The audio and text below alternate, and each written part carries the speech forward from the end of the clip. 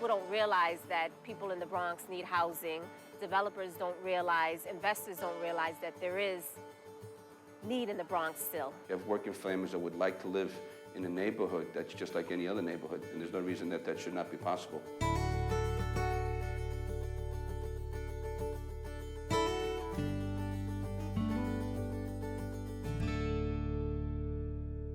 You can't drive around the boroughs of New York City without noticing empty or abandoned lots. Many of them remain vacant because a previous business left traces of pollution in the ground.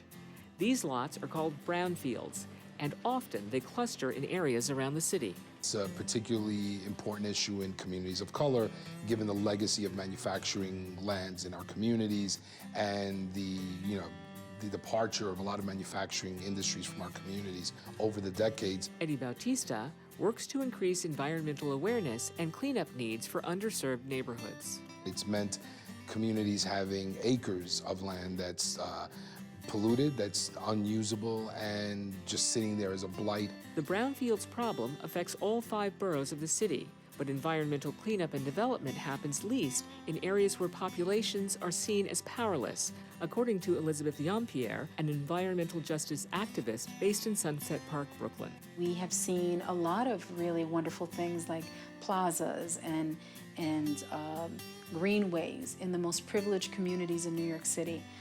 We have not seen that same distribution of resources in the most vulnerable communities in New York. But under Plan YC, the city's long-term sustainability strategy, a major effort is being made to fix the brownfield problem.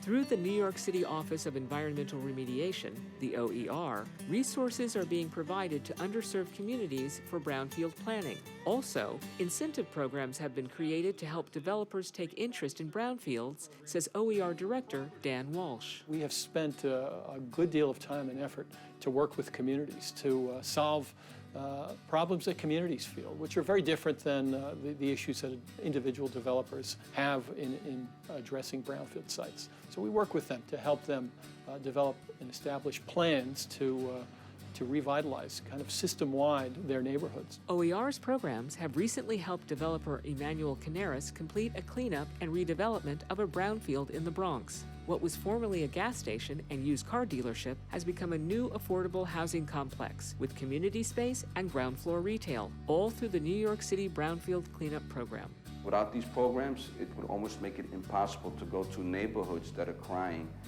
for housing, where in the past, due to the contamination, were just unthinkable.